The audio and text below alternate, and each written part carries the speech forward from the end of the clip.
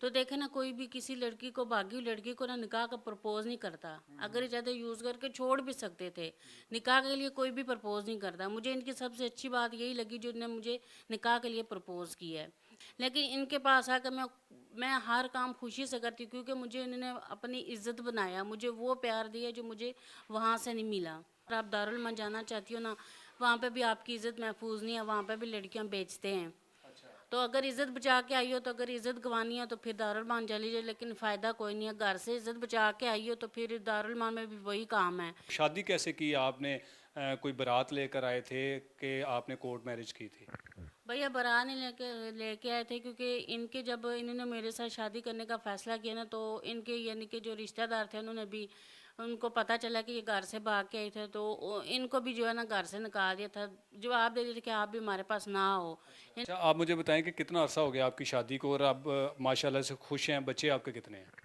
भैया मेरी शादी को 12-13 साल हो गए तकरीबन। मेरे पास 4 बच्चे हैं, 3 बेटियां, एक बेटा है माशाल्लाह से। और हम हंसी खुशी ज़िंदगी गुजारें। बस थोड़ी सी मुश्किलात हैं, हमारे हालात ख़राब हैं थोड़े से। किराया वगैरह जो है वो बहुत ज़्यादा है, रेंट। और अस्सलाम वालेकुम। एडी मलक आपकी खिदमत में हाजिर है, और आज मैं आपके सामने मोहब्बत की कामयाब कहानी लेकर हाजिर हुआ हूँ, जिसे सुनकर आप बिल्कुल इस कपल पर फ़ख्र महसूस करेंगे।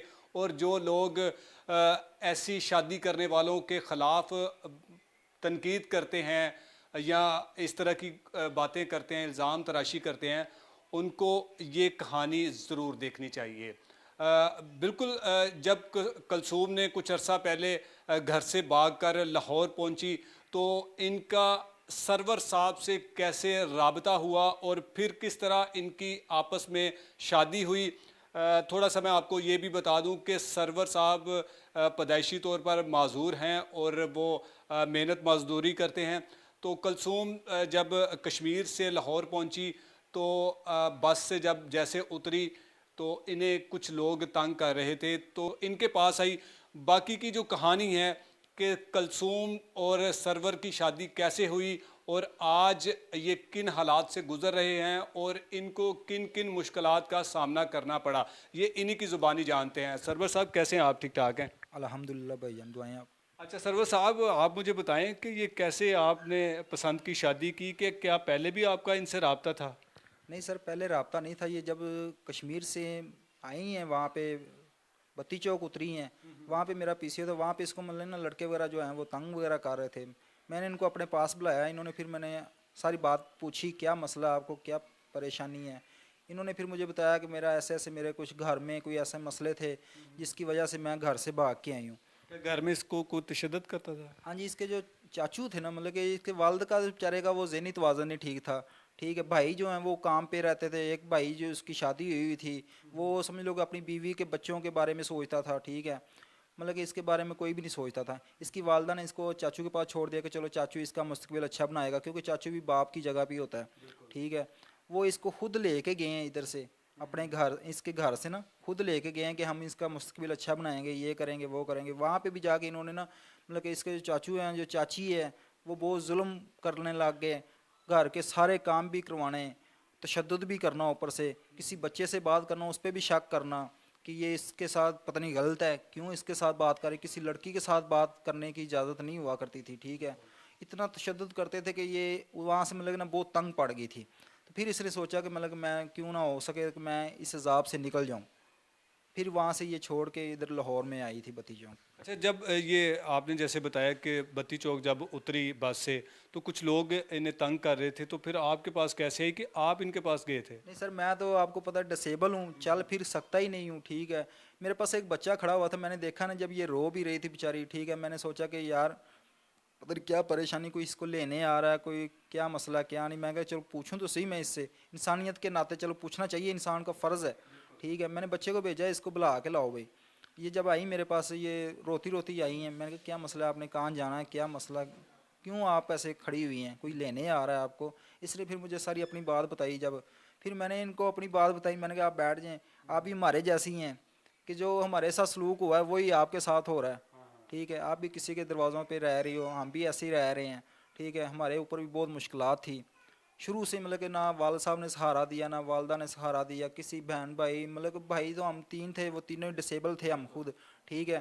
तो हमारे ऊपर कोई भी अपना मतलब कि ना साया नहीं था हमारे ऊपर, कभी किसके दरवाजे पे रहना, कभी किसके, कभी किसी ने छोड़ देना कि जाओ निकल जाओ हमारे घर से। यहाँ तक कि उनके बच्चे जो होते हैं वो कह देते थे कि भाई आप तो हमारे घर में रह रहे हो, यहाँ से भाग जाओ, ऐसे वो है। तो खाने के भी पैसे देने, सारा कुछ करना, सड़कों पे भी रहते रहे, बहुत मुश्किलात हालात देखे हैं क्योंकि अच्छा सरवर साहब, आपसे भी दोबारा से गुफ्तगू करते हैं।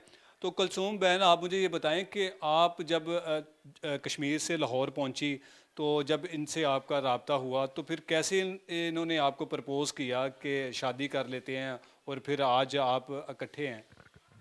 भैया प्रपोज ये इन्होंने मुझे एक दो दिन अपने कज़न के घर छोड़ा था। उन्होंने मुझे सिर्फ ये बात बताई थी कि अगर आप दारुल मन जाना चाहती हो ना, वहाँ पे भी आपकी इज़्ज़त महफूज नहीं है, वहाँ पे भी लड़कियाँ बेचते हैं। तो अगर इज़्ज़त बचा के आई हो, तो अगर इज़्ज़त गंवानी है तो फिर दारुल मान चली जाए, लेकिन फ़ायदा कोई नहीं है। घर से इज़्ज़त बचा के आई हो तो फिर दारुल मान में भी वही काम है। घर में क्या मसला था जो आप कह रही हैं कि जी इज़्ज़त बचा के आई हैं? तो भैया घर में ये था कि देखे ना, अब तरह तरह के इल्ज़ामात लगाते थे हर किसी के ऊपर। यानी कि अब देखे ना, कोई 10-12 कौन लगाता था इल्ज़ाम? चाचू वगैरह थे, चाची थी मेरी, 10-12 बच्चों को सपारा पढ़ाती, 10-12 साल का जो बच्चा है, अब देखे वो छोटा सा बच्चा क्या करेगा। उससे कोई बात करती थी तब भी कहते थे तुम गलत हो, कोई लड़की पास आके खड़ी होती थी तब भी शक की नज़र से देखते थे। छत पे जाने की जैसे काम वो पूरे पूरे लेते थे, हर घर का काम हर कुछ करवाते थे। कोई काम गलत होता नहीं तब बातें शुरू कर देनी, तब मार वगैरह शुरू कर देनी, आप ऐसी हो, माँ बाप ने कुछ सिखाया नहीं है, माँ ने ये नहीं किया, माँ ने वो नहीं किया। यानी कि हर बात पर टॉर्चर करते थे। कोई भी बात उनके चली जाती थी ना, वो बेल्ट पकड़ लेना, स्टिक वगैरह पकड़। यानी कि आपके कहने का मकसद है कि घर में जो आपके चाचू थे या आपकी चाची थी वो आप पर तशद्दुद करते थे, आप उनसे तंग आकर आपने घर छोड़ने का फैसला कर लिया। हाँ जी भैया, ऐसी बात है। तो फिर इनसे कैसे राब्ता हो गया? भैया इनसे रहा मैं वहाँ से जब लाहौर आई ना, तो बत्ती चौक सामने बस स्टैंड था, बस से नीचे उतरी हूँ, उधर बस स्टैंड के ऊपर खड़ी हुई थी।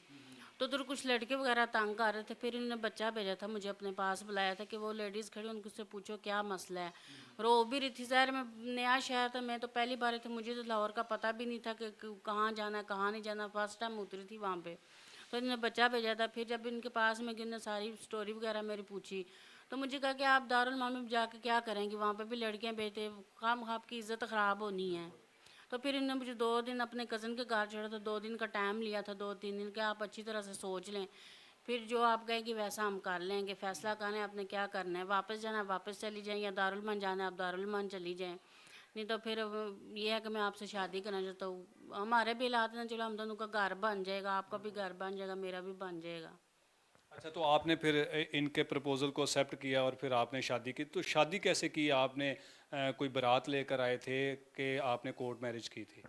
भैया बारात नहीं लेके आए थे, क्योंकि इनके जब इन्होंने मेरे साथ शादी करने का फैसला किया ना, तो इनके यानी कि जो रिश्तेदार थे उन्होंने भी, उनको पता चला कि ये घर से भाग के आए थे, तो इनको भी जो है ना घर से निकाल दिया था। जवाब दे दिए थे कि आप भी हमारे पास ना हो, यानी कि आप जहाँ आपने जाना चाहते जहाँ हम आपको नहीं रख सकते। लड़की भाग के ये ना हो को कल को कोई हमें कोई मसला बन जाए, कोई हमें पकड़ के ले जाए। आपको पता 100 तरह आजकल देखे आप 100 तरह के मामला होते हैं इंसान के साथ। इनके अम्मी अबू ने भी इनको जा रहे कि आपने अगर इसके साथ शादी करनी है ना, तो आप फिर फारिग हो, हमारे पास नहीं आना, आपने आना। फिर हमने कोर्ट मैरिज की थी। अच्छा, तो अब जब से आपकी शादी हुई है माशाल्लाह से कैसी ज़िंदगी गुजर रही है? और भाई तो पहले भी जो पैदाइशी डिसेबल हैं, माजूर हैं, तो इनके जो मामलात है, इनको आगे पीछे ले जाना, ये सारे ज़िम्मेदारी आपके सर जब आ गई तो आपको फिर कैसा महसूस होता है कि ये ज़िम्मेदारी जो इनको चाहिए था कि जी, क्योंकि हर लड़की की ख्वाहिश होती है कि जी उसका जो खावंद हो वो चलता फिरता इंसान हो, तो आप पर तो ये भी बहुत बड़ी ज़िम्मेदारी है। भैया ख्वाहिश हर लड़की की होती है कि चलता पे, मेरी भी है कि ये चले फिरें, डिसेबल है, क्योंकि देखे ना अब मैं किसी टाइम घर पे ना हूँ, ये तो खुद पानी भी नहीं पी सकते। मेरी भी ख्वाहिश है कि ये खुद चले फिरे, मैं इनको अपने कदमों पे चलता हुआ देखना चाहती हूँ। लेकिन जो दूसरी बात है ये जिम्मेदारी की, जिम्मेदारी तो मैं वहाँ पे भी पूरी करती रही हूँ बेटी बांध के, लेकिन उन्होंने कुछ मुझे सिला नहीं दिया। लेकिन इनके पास आकर मैं हर काम खुशी से करती हूँ, क्योंकि मुझे इन्होंने अपनी इज्जत बनाया, मुझे वो प्यार दिया जो मुझे वहाँ से नहीं मिला। अच्छा, अगर आपसे निकाह के बजाय आपको इस्तेमाल करते और उसके बाद छोड़ देते तो फिर आपको कैसा लगता? और इसने सबसे पहले आपको निकाह के लिए प्रपोज़ किया कि मैं आपसे शादी करना चाहता हूँ, जो कि बड़ा अच्छा इन्होंने फ़ैसला किया और फिर आज तक ये उस फ़ैसले के ऊपर कायम भी हैं, तो आपको कैसा लगा है? भैया वही बात है ना, मुझे इनका यही लफ्ज़ बहुत ज़्यादा अच्छा लगा उस समय जब, अगर मैंने इनका प्रपोजल एक्सेप्ट किया ना, तो देखे ना, कोई भी किसी लड़की को, भागी हुई लड़की को ना निकाह का प्रपोज नहीं करता। अगर ये ज़्यादा यूज़ करके छोड़ भी सकते थे, निकाह के लिए कोई भी प्रपोज नहीं करता। मुझे इनकी सबसे अच्छी बात यही लगी जो इन्होंने मुझे निकाह के लिए प्रपोज किया है, इसीलिए मैंने इनका प्रपोजल एक्सेप्ट भी किया कि इन्होंने मुझे निकाह का कहा है। अगर दूसरे लड़का होता तो यूज़ करके छोड़ भी सकता था। आपके घर वालों ने नहीं आपको तलाश करने की कोशिश की, या फिर इनके जब पता चला हो कि आपने शादी कर ली है तो इनके ऊपर किसी किस्म का कोई केस करने की कोशिश की हो? भैया केस, क्योंकि अगर मोबाइल मेरे पास होता ना तो शायद राब्ता भी होता। मेरे पास मोबाइल वगैरह नहीं था, जिसकी वजह से राब्ता नहीं हो सकता। पिछले दिनों कुछ ईद से पहले हमारी वीडियोस चली थी, पीछे भी हमारी वीडियोस हुई हैं, उनमें हमारा नंबर लगा था। उस वीडियोस के ज़रिए मेरे भाइयों ने राब्ता किया मुझसे, वो ईद पे मुझसे मिलने भी आए हैं। तो उसके बाद जो है ना, मुझे मेरे भाइयों को काफ़ी ज़्यादा टॉर्चर किया जा रहा है मेरे चचा की तरफ से। उनको पता चला कि वो मिलने के लिए गए हैं, तो उनको बहुत ज़्यादा टॉर्चर कर रहे हैं कि आप क्यों मिलने के लिए गए हो, आपने ऐसे क्यों किया, वो ऐसे करके गई है, वो वैसी थी, ये करके गई है, वो कर गई है। मैं उनसे यही कहना चाहती हूँ कि आपने जो कर लिया है वो कर लिया है, लेकिन आप अगर कोई, मेरे भाई मुझसे मिलने आए, वो भाई है मेरे, मेरी अम्मी को कोई एतराज़ नहीं है। देखे ना, वालदेन से बड़ा कोई भी नहीं होता, ठीक है। तब किसी को क्यों नहीं याद आया? तब तो सारे रिश्तेदार थे, मरे तो नहीं थे ना। तब तो मेरे किसी ने सहारा नहीं, सबको पता था कि उनके पास है, तब किसी ने भी नहीं सोचा ना, किसी ने हमें पूछा था कि आप कैसे हो या कैसे नहीं। अब अगर मेरे भाई मुझसे मिलते हैं खुशी खुशी, वो देखते हैं अपने घर में खुश है, मेरी अम्मी को कोई एतराज़ है, मेरे भाइयों को नहीं, किसी दूसरे को भी नहीं होना चाहिए। आपकी माँ ने, आपके भाइयों ने इनको और आपकी शादी को एक्सेप्ट कर ली है? भैया वो आए थे, मैंने आपको बता रही हूँ कि वो खुश हैं, उन्होंने कोई ऐसी बात नहीं की है। उन्होंने ये कहा कि बेटा आपके साथ जो कुछ भी हो गया ना, दीन माँ उनका जाने, जो उन्होंने कर लिया ठीक कर लिया, लेकिन आप अपने घर में खुश हो, अल्लाह आपको अपने घर में खुश रखे, ठीक है। उन्होंने कोई ऐसी बात नहीं की, लेकिन ये है कि वो, उनको पीछे से टॉर्चर बहुत किया जा रहा है कि हम ऐसे कर देंगे, हम वैसे कर देंगे, आप क्यों मिल देंगे हो, ये कर रहे हो, वो कर रहे हो। मैं उनसे ये कहना चाहती हूँ कि प्लीज़ उनको टॉर्चर करना बंद कर दें। मकान का और बिल वगैरह भी बहुत ज़्यादा बकाया। ही है कि मैं टेंशन मुझे सिर्फ इस बात की, जो मेरे भाइयों को टॉर्चर कर रहे हैं, उस चलें, बात वो की। जी अगर इनकी वीडियोस अगर देख रहे हैं तो जो शख्स इनके भाइयों को टॉर्चर कर रहे हैं या धमकाने की कोशिश कर रहे हैं, उनसे गुजारिश है कि आप इस तरह की हरकतें मत करें। ये हमारी बहन अपने घर में खुश है, माशाल्लाह से 4 बच्चे हैं इनके, 12 साल हो चुके हैं इनकी शादी को, और ये मोहब्बत की वो कामयाब शादी है जो लोग कहते हैं कि जी मोहब्बत की शादियाँ चंद दिन गुजरती हैं। इनको सामने लाने का मकसद बिल्कुल भी नहीं था कि मैं इनकी इस तरह की कहानी को मैं आपके सामने लेकर आता। इनसे मैंने ऑफ द रिकॉर्ड स्टोरी बनाने से पहले मैंने इनसे इजाज़त ली, इनसे सारी मालूमात ली, और फिर उसके बाद जो कुछ इन्होंने बताया वो बिल्कुल इनकी हकीकत पर मबनी ये स्टोरी है। और इनकी ज़िंदगी बड़ी मुश्किलात से गुज़र रही है, क्योंकि मेरे भाई सरवर पैदाइशी माजूर हैं। वो मज़दूरी करते हैं, कुछ चीज़ें बेचते हैं किसी जगह पर। उनसे पूछते हैं, अगर आप इनकी मदद करना चाहते हैं, इनकी माली मदद करना चाहते हैं ताकि ये अपनी ज़िंदगी को बेहतर बना सकें, अपने बच्चों का बेहतर मुस्तकबिल बना सकें, तो ये स्क्रीन पर इनका नंबर मैं दे रहा हूँ। आप इनसे इस नंबर पर रब्ता करके आप जितनी मदद हो सकता है आप इनकी ज़रूर कीजिएगा। आप इनसे मिलना चाहें तो इस नंबर पर आप रब्ता करके इनसे एड्रेस पूछ सकते हैं, इनके घर आ सकते हैं, इनसे मिल सकते हैं। इनके सर पर कुछ कर्ज भी है, और अगर कोई अल्लाह का बंदा इनका कर्ज उतारना चाहे तो वो भी इनसे रब्ता कर सकता है। किराए के घर में रहते हैं, और आजकल के हालात तो आपको बिल्कुल ये जानते हैं कि किस तरह मुश्किल हालात से गुज़र रहे हैं। तो ऐसा शख्स जो चल फिर ना सकता हो, वो कैसे अपने मामलात को चलाता होगा, कैसे अपने बच्चों का, अपने घर वालों का पेट पालता होगा। तो मेरी आपसे दोबारा से गुजारिश है कि आप इनकी जितनी हो सकती है वो मदद कीजिएगा। इसी के साथ मुझे दीजिए इजाज़त, मिलते हैं एक और अच्छी वीडियो में, तब तक के लिए अल्लाह हाफिज़।